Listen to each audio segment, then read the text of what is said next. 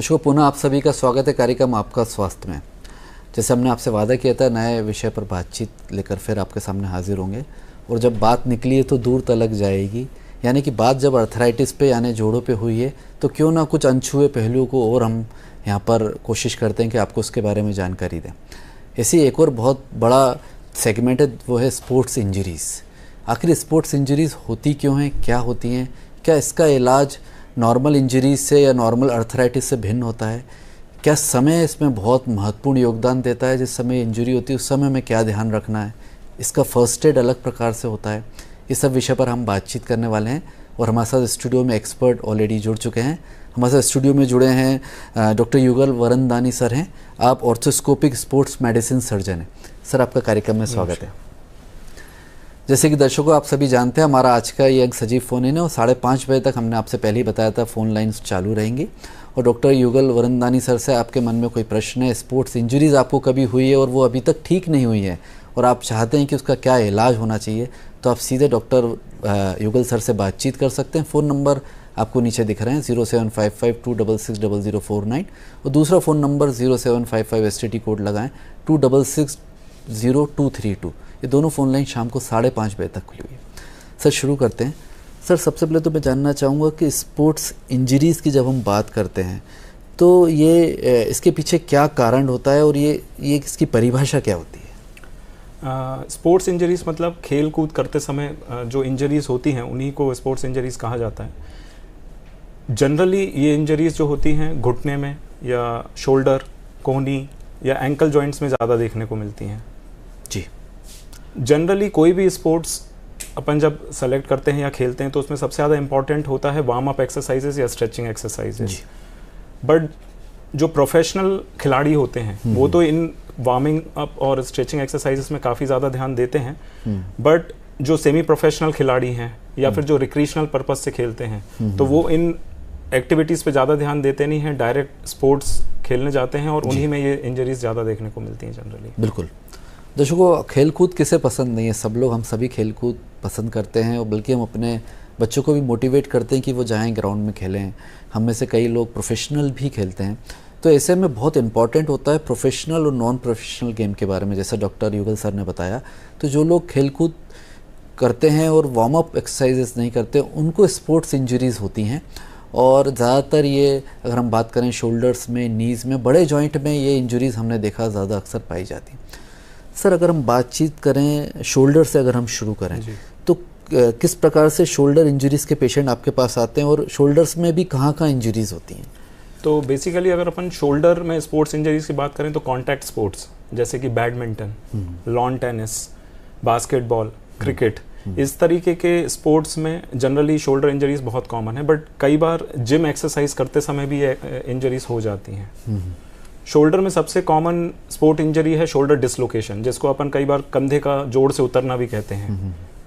तो एक बार अगर कंधे का जोड़ उतर जाता है तो जनरली डॉक्टर के पास तुरंत जाके उसे वापस बिठाना चाहिए। एक बार शोल्डर डिसलोकेशन होता है तो जनरली उसको ट्रीट करने के लिए अपन कुछ दवाइयाँ, रेस्ट और कुछ व्यायाम सिखाते हैं जी। बट अगर मान लीजिए एक शोल्डर बार बार डिसलोकेट हो रहा है या कंधे से उतर रहा है जी, तो उसको हम रिकरेंट शोल्डर डिसलोकेशन भी कहते हैं जी। ऐसे केसेस में फिर ट्रीटमेंट पूरा चेंज हो जाता है। ओके। जिसके लिए हमें कई बार MRI स्कैन या CT स्कैन करा के देखना पड़ता है। और फिर अगर उसमें लिगामेंट डैमेज ज़्यादा होता है तो फिर उसके लिए फिर आर्थ्रोस्कोपी या फिर दूरबीन द्वारा सर्जरीज या फिर की होल प्रोसीजर्स, ये सब हम लोग ऑप्शन देते हैं। बिल्कुल। शोल्डर इंजरीज़ की भी अलग अलग जटिलताएं होती हैं, अलग अलग ग्रेड होता है, उस हिसाब से उसका ट्रीटमेंट ऑर्थोपेडिक सर्जन डिसाइड करते हैं। एक कॉलर इस बीच में हमारे साथ जुड़े हैं, चुन्नी रस्तोगी मैडम हैं मेरठ से। नमस्कार मैम, आपका स्वागत है कार्यक्रम में। अपना प्रश्न पूछ सकते हैं आप जी, प्रश्न पूछ लें आपका। टीवी सेट का वॉल्यूम थोड़ा स्लो करके अपना प्रश्न पूरा पूछ लें मैम जी। मेरे बेटे के मेरा बेटा बैडमिंटन खेलता है, सुबह सुबह खेलने जाता है। हाँ जी, जी। मेरा बेटा चैतन्य, उम्र उनकी 29 साल है, वो बैडमिंटन खेलने जाते हैं सुबह सुबह। तो कोई 3 हफ्ते पहले उनके अंगूठे में दर्द हुआ था, तो उन्होंने फिर कुछ आइडेक्स वगैरह लगा के और गर्म पट्टी बांध के सोचा कि ठीक हो जाएगा। अब वो फिर से अपना काम करने लगे थे, खेलने लगे थे। लेकिन अब 3-4 हफ्ते बाद फिर से अंगूठे में, सीधे राइट हैंड में दर्द हुआ है। तो उसका रीजन क्या हो सकता है? ये जो अंगूठे में बेसिकली जो बैडमिंटन प्लेयर्स, क्योंकि रैकेट्स वगैरह काफ़ी समय के लिए होल्ड करते हैं, प्लस उसमें पावर बहुत ज़्यादा लगता है जब भी अपन शॉट्स खेलते हैं, तो अंगूठे के पास कुछ लिगामेंट्स होते हैं, मतलब टेंडन्स जिसे हम कहते हैं, तो उनके खिंचाव के कारण उनमें भी इन्फ्लेमेशन आ जाता है, मतलब सूजन आ जाती है, जिसको हम लोग डिक्यूरवेंस टेनोसाइनोवाइटिस कहते हैं। तो इनिशियली जैसा आप बता रहे हैं कि 3-4 हफ्ते हो चुके हैं, तो पहले तो हम लोग कुछ दर्द निवारक कुछ दवाइयाँ देते हैं, आइस पैक्स मतलब बर्फ़ की सिकाई वगैरह कराते हैं, कुछ रेस्ट दिया जाता है। अगर उससे भी ठीक नहीं होता है तो फिर कई बार इंजेक्शंस की आवश्यकता पड़ सकती है। बिल्कुल। बट इस बीच में जो भी आपका स्पोर्ट्स है, जैसे बैडमिंटन, तो जब तक उसको थोड़ा रिड्यूस या फिर उसकी फ्रीक्वेंसी कम नहीं करेंगे, तब तक वो इन्फ्लामेशन या सूजन कम होने के चांसेस बहुत कम है। बिल्कुल। ज़रूरी अगर वापस दर्द हुआ तो एक बार आप ऑर्थोपेडिक सर्जन से कांटेक्ट करके पूरा ट्रीटमेंट उसको अच्छी तरीके से लेना ज़रूरी हो जाता है। सर यहाँ पे 2-3 बातें जैसे आपने बताई, एक तो फर्स्ट एड क्या होना चाहिए। अक्सर हम लोग स्पोर्ट्स खेलते हैं और बहुत थोड़ी सी भी इंजरी लग जाती है, लेकिन हमें समझ में नहीं आता कि हम गर्म से सिकाई करें, ठंडे से करें। तो एक थोड़ा सा अगर वो आप फार्मूला बता दें तो मैं अगला प्रश्न फिर रखूँ। एक्चुअली जनरली कोई भी चोट हो, चाहे लिगामेंट से रिलेटेड हो, चाहे एनी इंजरी, तो उसमें जो बेसिक प्रोटोकॉल है वो यही कि जिस भी पार्ट में आपको चोट लगी है तो उसको आप आराम दें, सबसे रेस्ट। जी, रेस्ट। उसके बाद बर्फ से सिकाई करें, मतलब जो आइस फोमेंटेशन। तीसरा इंपॉर्टेंट काम कि जो दर्द निवारक या फिर जो सूजन को कम करने वाली दवाएं हैं उनको अवॉइड ना करें, उनको 2-3 दिन के लिए कंटिन्यूसली लिया जाए। ओके।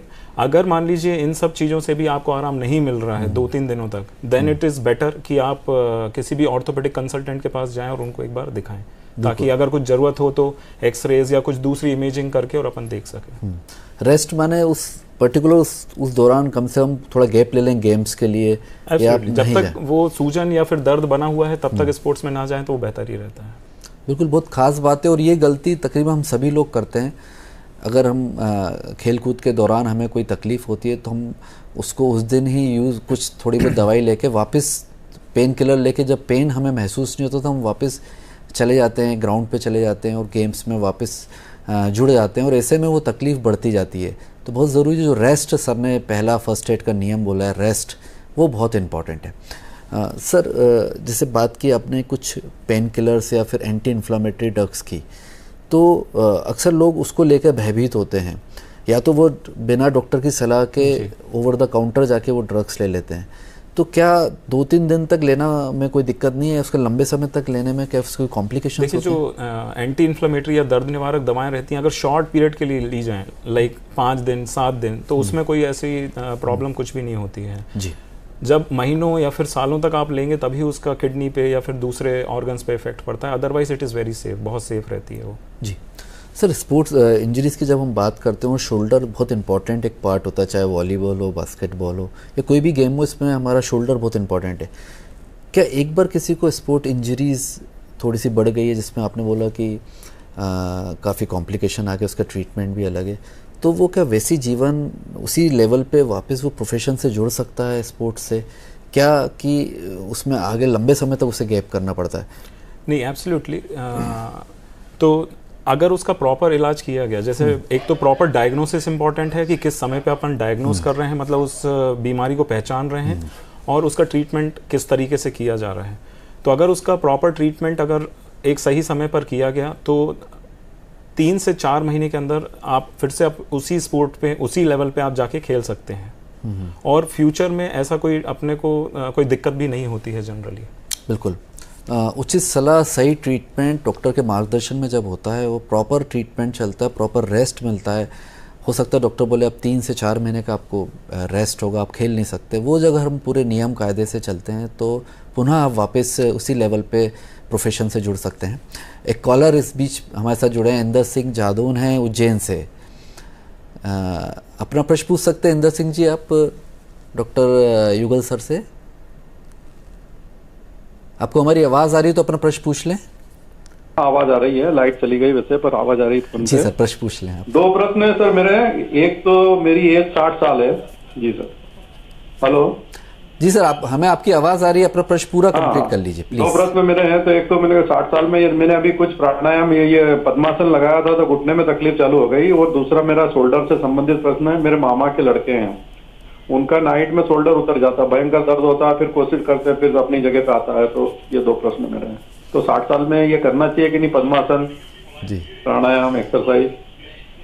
बहुत अच्छा प्रश्न। आपके पहले प्रश्न का जवाब कि जब भी अपन 50 या 55 साल के ऊपर अपनी जब उम्र होती है तो डेफिनेटली जो उम्र से रिलेटेड जो डीजनरेशन या वेयर एंड टेयर या थोड़ी बहुत घुटने में घिसावट चालू हो जाती है। तो ऐसे में अगर किसी एक्टिविटी या मतलब जैसे आपको अभी पद्मासन में तकलीफ हो रही है तो उसके लिए कुछ समय के लिए आप वो एक्सरसाइज ना करें। अगर बार बार अगर उसी एक्टिविटी में आपको पेन हो रहा है तो बेटर है कि आप किसी डॉक्टर से कंसल्ट करें ताकि एक्सरेज निकाल के ये देखा जाए कि उसमें किस ग्रेडिंग या किस स्टेज तक अपने घिसावट हुई है और उसके हिसाब से फिर आपको फिजियोथेरेपी एडवाइस करते हैं जनरली। जी, वो सर एक जो शोल्डर बार बार बच्चे का उतर रहा है, शोल्डर डिसलोकेट हो रहा है, तो उसके लिए क्या कहीं तो कहीं ये सही ट्रीटमेंट नहीं समय पे दिया गया, क्या ये भी एक मूल वजह हो सकती है? तो इसको हम लोग रिकरेंट शोल्डर डिसलोकेशन कहते हैं। तो जनरली बार बार डिसलोकेशन हो रहा है मतलब कि जो शोल्डर में होने वाले जो लिगामेंट्स हैं जो कि बॉल को होल्ड करके रखते हैं वो डेफिनेटली उसमें काफ़ी ज़्यादा डैमेज है। तो उसके लिए एमआरआई और प्रॉपर सीटी स्कैन्स वगैरह कराएं और फिर उसमें अगर लिगामेंट डैमेज काफ़ी ज़्यादा आता है तो फिर आर्थ्रोस्कोपी या फिर स्पोर्ट्स में आर्थ्रोस्कोपी सर्जरी की ज़रूरत अपने को पड़ सकती है। बट इसको अपन जितना ज़्यादा नेग्लेक्ट करेंगे मतलब जितना ज़्यादा अवॉइड करेंगे इसके प्रॉपर ट्रीटमेंट को तो दिक्कत और बढ़ती जाएगी। जी बिल्कुल, नेग्लेक्ट नहीं करना है, प्रॉपर ट्रीटमेंट भी लेना है। अभी हमने बातचीत की थी बास्केटबॉल, बैडमिंटन, अब बात करेंगे फुटबॉलर्स के बारे में भी, यानी कि घुटनों में होने वाले स्पोर्ट्स इंजरीज़ के बारे में। लेकिन एक छोटे से विराम के बाद आपसे मिलेंगे, कहीं मत जाइएगा, देखते रहिए कार्यक्रम आपका स्वास्थ्य। दर्शकों, पुनः आप सभी का स्वागत है कार्यक्रम आपका स्वास्थ्य में। जैसे कि आप सभी जानते हैं हम बातचीत कर रहे हैं स्पोर्ट्स इंजरीज़ के बारे में। एक्सपर्ट डॉक्टर युगल वरंदानी सर हमारे साथ ऑलरेडी स्टूडियो मौजूद हैं। सर, जैसे आपने बताया कि शोल्डर्स इंजरीज़ बहुत कॉमन है, इसी तरीके से कुछ पर्टिकुलर गेम्स में हमने देखा कि lower part of the body, legs में, नीज़ में या फिट में बहुत सारी इंजरीज़ होती हैं। तो वो कौन कौन सी इंजरीज़ के पर्टिकुलर जॉइंट के पेशेंट आपके पास आते हैं? देखिए, यहाँ पे हमें एक बात बहुत इम्पॉर्टेंट जाननी पड़ेगी। जो घुटने होते हैं, हमारे पूरे शरीर का वज़न जो रहता है वो पूरा घुटनों पे आता है और घुटना एक पिवट जॉइंट है। तो जो स्पोर्ट्स इंजरीज़ होती हैं वो सबसे ज़्यादा कॉमन होती हैं घुटने के जोड़ में। और घुटने के जोड़ में 4 लिगामेंट्स बेसिकली होते हैं, 2 सेंटर में 2 साइड में। तो कोई भी ट्विस्टिंग इंजरीज़ होती हैं कॉन्टैक्ट स्पोर्ट्स में जैसे क्रिकेट, फुटबॉल, बास्केटबॉल इत्यादि में, तो उसमें इनके लिगामेंट टूटने के चांसेस बहुत ज़्यादा होते हैं। मतलब एक बहुत कॉम्प्लिकेटेड बॉडी का सबसे कॉम्प्लिकेटेड और सबसे मजबूत जॉइंट की अगर हम बात करें तो वो हमारा नी है। नी जॉइंट है। तो उसमें इंजरीज होती हैं तो कहीं ना कहीं उसको इजी कभी नहीं लेना चाहिए। तो जैसे पेशेंट आपके पास शुरुआत में आता है तो आप लोग क्या सलाह देते हैं ताकि वो उस स्टेज तक पहुँचे ही नहीं कि उसको एक लॉन्ग टर्म ट्रीटमेंट की ज़रूरत पड़े? क्योंकि अक्सर हमने देखा है कि स्पोर्ट्स इंजरीज़ में कहीं ना कहीं नेग्लिजियंस ही एक बीमारी का रूप लेती है। तो जनरली जैसे आप कह रहे हैं वैसे सही है। यहाँ पे इंडिया में बेसिकली अवेयरनेस जो अपन कहते हैं स्पोर्ट्स इंजरी से रिलेटेड वो काफ़ी कम है अभी तक। तो उसमें होता क्या है, जैसे किसी स्पोर्ट्स पर्सन को कोई चोट लगी या फिर नी जॉइंट में कोई भी चोट लगी तो वो थोड़े दिन तक वही बर्फ़ की सिकाई करेंगे, रेस्ट करेंगे और फिर से बिना किसी डॉक्टर को दिखाए थोड़ा बहुत पेन सहन करते हुए और वो अपना स्पोर्ट्स फिर से रीस्टार्ट कर देते हैं। तो वो गलत है। अगर मान लीजिए कोई भी आपको चोट लगी है जिसके कारण आपको दिक्कत बहुत लंबे समय तक महसूस हो रही है तो बेटर कि आप किसी डॉक्टर से कंसल्ट करें और फिर अगर ज़रूरत पड़े तो प्रॉपरली उसका इवैल्यूएशन, इन्वेस्टिगेशन वगैरह कराएं और फिर आगे बढ़ें, ताकि अपने को आगे हो सकता है कि अपन सर्जरीज ही अवॉइड करनी पड़ जाए। बिल्कुल सर, जैसे अगर हम नी जॉइंट की बात करें तो अगर कोई पेन हो रहा है उसमें और इंजरीज़ के बाद और कोई स्पोर्ट इंजरी के बाद पेन हो रहा है, अक्सर हमने देखा है कि पेशेंट अपने आप को एक कंफर्ट जोन में खेलने लगता है, वो अपने आप को रोक लेता है, वो कंफर्ट जोन में खेलते जाता है। तो क्या उसका भी कहीं ना कहीं प्रभाव उस जॉइंट पे पड़ता है? इसके बारे में सर थोड़ा सा मैं विस्तृत रूप से आपसे पूछूंगा। एक कॉलर हम ले लेते हैं। नंदस्वरूप मिश्रा जी हैं, बाराबंकी यूपी से जुड़ गए हैं। नंदस्वरूप जी, अपना प्रश्न पूछ लें आप। नमस्कार सर, मैं जानना ये चाहता हूँ, एक सामान्य चोट होती है, एक एक्सीडेंटल चोट होती है, एक खेल कूद में चोट लग जाती है। तो इन तीनों चोटों को हमको कैसे अपने को बचाना है? और दूसरी चीज, जहाँ पे चोट लगती है वहाँ कोई मेडिकल कॉलेज या अस्पताल या डॉक्टर तो उपलब्ध नहीं होते, तो उस समय में प्राथमिक उपचार क्या करना चाहिए, फिर हमें डॉक्टर के पास जाना चाहिए? ठीक है सर, एक बार प्राथमिक उपचार भी हम बता दें। जी जी। तो किसी भी प्रकार की चोट हो या लिगामेंट, मतलब जैसे स्पोर्ट्स से रिलेटेड भी कोई चोट होती है, तो उसमें सबसे पहले आपको जिस पार्ट में आपको चोट लगी है उस पार्ट को आप रेस्ट दें या आराम दें। उसके बाद बर्फ से सिकाई करें और जो दर्द निवारक दवाएं रहती हैं वो 2-3 दिन तक ले सकते हैं। उसके बाद भी अगर दिक्कत ख़त्म नहीं हो रही है तो फिर उससे रिलेटेड जो भी एक्सपर्ट डॉक्टर्स रहते हैं उनको जाके दिखाएं और फिर ट्रीटमेंट कंटिन्यू करें। बिल्कुल सर, स्पोर्ट इंजरीज़ में लोगों का जो पूरी तरीके से वो खेल को छोड़ नहीं पाते हैं, वो कहीं ना कहीं अपने आप को उसमें इन्वॉल्व रखते हैं। तो क्या कंप्लीट बेड रेस्ट से बहुत फ़ायदा मिलता है? कि कई बार अक्सर होता है कि एक मन में ये भी प्रश्न आता है कि हम छोड़ देंगे तो वापस स्टिफनेस आ जाएगी, इसको कैसे आकलन होना चाहिए? देखिए, इसमें मैं डिवाइड करूंगा इनको 2 कैटेगरीज में। जैसे मैंने पहले भी आपसे डिस्कस किया कि एक होते हैं प्रोफेशनल खिलाड़ी और एक होते हैं सेमी प्रोफेशनल या फिर रिक्रिएशनल पर्पस से। जी। तो प्रोफेशनल खिलाड़ी को अगर हम देखें तो उनका करियर ही स्पोर्ट्स है, तो उनको अगर थोड़ी भी इंजरी होती है तो उनके लिए back to performance, back to sports जाना बहुत इंपॉर्टेंट है। तो फिर ऐसे जो प्रोफेशनल खिलाड़ी हैं उनमें अपने को प्रॉपर इवैल्यूएट करें, इन्वेस्टिगेशन करके, और उनको सर्जरी के चांसेस भी ज़्यादा रहते हैं। सेमी प्रोफेशनल खिलाड़ी या रिक्रिएशनल खिलाड़ियों में ये रहता है कि उनको चोट लगी और फिर कुछ समय के लिए वो खेलते हैं, अगर उनको दिक्कत बनी हुई रहती है तो वो सोचते हैं कि ये स्पोर्ट्स छोड़ के फिर दूसरी एक्सरसाइजेस में अपन इन्वॉल्व कर लें ताकि अपन फिट रहें। बिल्कुल। तो प्रोफेशनल को तो प्रॉपर उनको प्रॉपर गाइडेंस और प्रॉपर ट्रीटमेंट की ज़रूरत डेफिनेटली रहती है। लेकिन रिक्रिएशनल खिलाड़ी बस इसी कारण से वो छोड़ते हैं कि उनको डर ये रहता है कि मान लीजिए अगर ये लिगामेंट में थोड़ी भी इंजरी हुई या किसी डॉक्टर ने सर्जरी के लिए बोला तो वो सर्जरी बहुत मेजर रहेगी या फिर हम बैक टू स्पोर्ट्स आ पाएंगे कि नहीं। तो ये अवेयरनेस बढ़ाना बहुत इंपॉर्टेंट है। बिल्कुल, बहुत ज़रूरी बात है। अवेयरनेस इसमें कमी है डेफिनेटली, इसमें तो कोई दो मत है नहीं कि सही तरीके से डॉक्टर की गाइडेंस में हमें आगे स्पोर्ट्स शुरू करना चाहिए।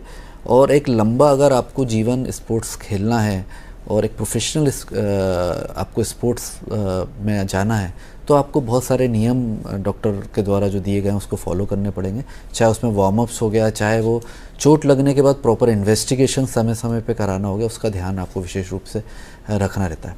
सर, एक और इंजरी है यहाँ पे मैं जिसकी बात ज़रूर करूँगा, जो शायद स्पोर्ट्स खेलते हुए भी नहीं लेकिन अमूमन सभी को लगती है, वो है एंकल इंजरी, जिसको हम लोग मोच के नाम से जानते हैं। और अक्सर ये ऐसा ट्विस्ट होता है कि तकरीबन लगता है कि फ्रैक्चर तो नहीं हो गया है। सर, उसको थोड़ा सा बताएं कि उसको कैसे ट्रीट होना चाहिए, क्योंकि अक्सर कई लोग उसको बिगाड़ लेते हैं। जी जी। एंकल जॉइंट बेसिकली अपन देखेंगे तो है बहुत छोटा सा जोड़, लेकिन उसमें बहुत छोटी छोटी हड्डियां रहती हैं और it is very complex joint, क्योंकि सारी मतलब जितनी ज़्यादा बोन्स रहेंगी तो उतने ज़्यादा लिगामेंट स्ट्रक्चर्स भी रहते हैं। तो काफ़ी ज़्यादा लिगामेंट्स होने के कारण जब भी कोई मोच या स्प्रेन आती है तो एक लिगामेंट नहीं, उधर पे मल्टीपल लिगामेंट्स, मतलब एक से ज़्यादा लिगामेंट्स को चोट या इंजरी पहुँचती है। तो एंकल स्प्रेन वगैरह में सबसे ज़्यादा इंपॉर्टेंट, जैसे अपन पहले डिस्कस कर रहे थे, इंपॉर्टेंट रहता है रेस्ट देना। और कई बार हमने अपने क्लिनिक में ऐसे पेशेंट्स भी देखते हैं जो एंकल स्प्रेन में आते हैं, बट हमें उनको एक्सरे में अगर फ्रैक्चर ना भी होते हुए हमें उनको प्लास्टर लगाने की सलाह देनी पड़ती है, क्योंकि अगर प्रॉपरली अगर उसको इमोबिलाइज नहीं किया गया, अगर आराम नहीं दिया गया तो डेफिनेटली आगे जाके वो क्रॉनिक स्प्रेन में कन्वर्ट हो जाता है, फिर वो दर्द कभी खत्म नहीं हो पाता। तो सर, जैसे किसी को मॉल में स्प्रेन हुआ जी, तो वहाँ से डॉक्टर की क्लिनिक तक क्या सावधानी उसे रखनी चाहिए? सावधानी ये रखें कि ज़्यादा चले नहीं, और अगर थोड़ा सा हो सके तो जैसे जितनी जल्दी पास में हो सके तो आप किसी भी गाड़ी में या सहायता लेके वहाँ पे पहुँच सकते हैं। जब तक आप पहुँच रहे हैं तब तक वही सेम आइस फोमेंटेशन, मतलब बर्फ से सिकाई, और थोड़ा सा अगर वहाँ पे अगर कोई भी छोटी सी भी फार्मेसी शॉप हो तो जैसे क्रेप बैंडेज वगैरह मिलती हैं, तो क्रेप बैंडेज या फिर कुछ पेन किलर स्प्रेज मिलते हैं तो वो लगा के दे कैन कम ओवर। बिल्कुल, एक इमोबिलिटी बहुत इंपॉर्टेंट यहाँ पे फैक्टर है, यानी कि उस जगह को जितना कम मूव करें तब तक आप डॉक्टर के संपर्क में नहीं आते, ये बहुत इंपॉर्टेंट है। जैसे डॉक्टर युगल सर ने बताया कि कई बार ना चाह कर भी उन्हें प्लास्टर बांधना पड़ता है ताकि वो मूवमेंट नहीं कर पाएँ और उनका एंकल जो कि वेट बियरिंग जॉइंट है, जीवन भर हमारा वजन होता है वो, तो उसके लिए बहुत इंपॉर्टेंट है उसकी केयर करना, और समय, इसमें टाइम बहुत इंपॉर्टेंट। युगल सर, टाइम क्या इंपॉर्टेंट है? क्योंकि अक्सर हमने देखा है कि लोग 10 दिन बाद, 12 दिन बाद, जब दूसरी बार स्वेलिंग आती है तब चिकित्सक के पास पहुंचते हैं। तो इसमें टाइमिंग कितनी इंपॉर्टेंट है कि शुरुआत में अगर इसको हील किया जाए तो फ़ायदा ज़्यादा मिलता है? एब्सोल्युटली। तो क्या होता है कि जब भी कोई स्प्रेन या फिर लिगामेंट इंजरी होती है तो ये ज़रूरी नहीं है कि लिगामेंट कंप्लीट मतलब पूरा टूट गया हो पहली ही इंजरी में। हो सकता है कई बार सिर्फ थोड़े से फाइबर्स या पार्शियल इंजरी जिसे हम कहते हैं वो होती है। लेकिन अगर हम उसको इमोबिलाइज मतलब कि रेस्ट नहीं देंगे और उसी पे सब मतलब जैसे चलना भी जारी रखेंगे, सारी एक्टिविटीज़ जारी रखेंगे, तो वो कई बार पार्शियल इंजरीज कंप्लीट टेयर में कन्वर्ट हो जाती हैं। तो इनिशियली अगर 1-2 दिन 3 दिन में भी अगर दवाइयों से और बर्फ़ से और आपके रेस्ट से अगर वो इंजरीज ठीक नहीं हो रही हैं, दिक्कत बनी हुई है, तो उसी समय डॉक्टर को दिखाना ज़्यादा बेटर रहता है। जी। रादर देन कि अपन 2 हफ्ते के बाद जा रहे हैं और अगर वो कंप्लीट टेयर में हो गया तो वो जो अपन सिर्फ एक इमोबिलाइजेशन से ठीक कर सकते थे, अब उसके लिए फिर सर्जरी के ऑप्शंस अपने को ओपन करने पड़ेंगे। जी। सर, एक और प्रश्न है यहाँ पे कि एक आम व्यक्ति जो हमारे साथ अभी कार्यक्रम में जुड़ा हुआ है वो 2 ही चीज़ जानता है, या तो मोच जानता है या फिर उसको लगता है मसल्स फट गई हैं। जी। तो ये जो आप वर्ड अपन यूज़ करते हैं, लिगामेंट हो गया, टेंडन हो गया, first degree tear, second degree tear, तो एक आम व्यक्ति को क्या लक्षणों पे समझ में आना चाहिए कि नहीं ये सिर्फ मसल्स नहीं फटी है, इसके लिए डॉक्टर से संपर्क करना ज़रूरी है? तो क्या कुछ लक्षणों में बदलाव होता है कि सूजन की सभी में आती है कि समय लंबे समय रहना माने कि फिर लिगामेंट और टेंडन तक बात पहुंची? नहीं, लिगामेंट और टेंडन जो रहते हैं ये बोन्स को आपस में जोड़ के रखते हैं। मसल्स जो रहती हैं those are totally different. Muscle एक बेली टाइप का रहता है, लेकिन जब ये हड्डियों में जुड़ता है तब ये टेंडन में कन्वर्ट होता है। ओके। तो अगर जोड़ों के आसपास की कोई चोट है तो उसका मतलब है कि या तो लिगामेंट या टेंडन टेयर्स हैं, और अगर जैसे अपन थाई ले लें तो थाई की जो मसल है उसमें अगर टेयर है या उधर कोई सूजन है तो वो फिर मसल टेयर है। बिल्कुल, ये समझना बहुत आवश्यक है कि टेयर कहाँ पर है। अक्सर हम लोग सब में मसल्स फट गई यही मानकर हम ट्रीटमेंट लेते हैं, सिकाई कर लेते हैं, कुछ पेन किलर्स खा के समय व्यतीत करते हैं, और फिर पता चलता है कि नहीं, ये तो बहुत गंभीर समस्या है। तो ज़रूरी है कि आप तुरंत ही चिकित्सक से एक बार संपर्क करके जो भी इन्वेस्टिगेशंस हैं उसे अवश्य कराएं। सर, अगर हम ट्रीटमेंट पार्ट की बात करें तो क्या बदलाव आया है? क्योंकि अब हम देख रहे हैं कि तकरीबन सभी छोटे छोटे टाउन्स में भी स्पोर्ट्स इंजरीज स्पेशलिस्ट रहते हैं, तो ट्रीटमेंट भी कुछ अच्छा है, कुछ अलग प्रकार के ट्रीटमेंट आप लोग करते हैं? डेफिनेटली। अब वो एक इस पे भी डिपेंड करता है कि किस टाइप की आपकी लिगामेंट या फिर टेंडन इंजरीज है। तो लिगामेंट अगर पार्शियली इंजर्ड हैं या फिर थोड़े से टूटे हुए हैं तो जनरली कुछ दवाइयों, कुछ एक्सरसाइजेस या फिर कुछ रेस्ट से ही उसमें काफ़ी रिलीफ मिल जाता है। लेकिन अगर लिगामेंट पूरे टूट गए हैं तो ये जानना ज़रूरी है कि लिगामेंट में जो खून की मात्रा पहुंचती है वो बहुत कम होती है, तो उसमें हीलिंग पोटेंशियल बिल्कुल नहीं रहता। अच्छा। अपने आप से लिगामेंट्स अगर कंप्लीट टेयर हो चुके हैं तो वो हील नहीं होते हैं। तो ऐसी कंडीशंस में फिर आजकल न्यू एडवांस्ड टेक्निक्स आ गई हैं, जैसे आर्थ्रोस्कोपी या फिर जो अपन दूरबीन द्वारा या की होल सर्जरीज जिन्हें कहते हैं, जिसमें हम लोगों को जोड़ों को पूरा खोलना नहीं पड़ता है, ओपन नहीं करते हैं, और सिर्फ दूरबीन में देखते हुए और उसको रिकंस्ट्रक्ट किया जाता है। जी। तो इसमें जो इम्पोर्टेंट है वो ऑर्थोस्कोपी और एक पीआरपी भी सर कुछ लोग एडवाइस करते हैं, वो थोड़ा सा संक्षिप्त में अगर उसके बारे में बता दें। तो आजकल मार्केट में पीआरपी का काफ़ी क्रेज चल रहा है बेसिकली, बट पीआरपी इंजेक्शंस का भी अपना एक महत्व है। उनका काम रहता है कि जो सूजन रहती है उसको कम करते हैं और फिर वो हीलिंग चालू होती है। बट ये जनरली कुछ जगहों पे, जैसे कोहनी में टेनिस एल्बो हो गया, या एड़ी का दर्द जब होता है प्लांटर फेसाइटिस, या फिर नी कैप बोन की सूजन रहती है, या फिर जैसे अपन डिस्कस कर रहे थे मांसपेशियों के फटने में, उसमें पीआरपी के रिजल्ट्स या परिणाम बहुत अच्छे हैं। लेकिन जनरली पीआरपी अगर आर्थराइटिस या घिसावट के लिए दिया जा रहा है तो उसके इतने अच्छे रिजल्ट्स नहीं होते हैं। बिल्कुल। डॉक्टर युगल सर, आप यहाँ इतने अल्प समय में इतनी अच्छी जानकारी आपने साझा की, स्पोर्ट्स इंजरीज़ के बारे में बातचीत की, वो सबसे महत्वपूर्ण आपने जो सलाह दी फर्स्ट एड की, वो हमें विश्वास है कि जो भी कार्यक्रम में जुड़े उनको अवश्य फ़ायदा मिलेगा। हमारे स्टूडियो में आने के लिए धन्यवाद। Thank you sir, thank you very much. तो दर्शकों, देखा आपने कि अगर हम बात करें जोड़ों की तो उसमें महत्वपूर्ण होता है समय, और दूसरी चीज़ होती है कि हम ऑर्थोपेडिक सर्जन से किस प्रकार से कॉन्टैक्ट रखते हैं। आज के लिए बस इतना ही। अगले अंग में जल्दी आपसे मुलाकात होगी, एक नए विषय पर चर्चा करेंगे। तब तक के लिए मुझे दे इजाज़त। नमस्कार।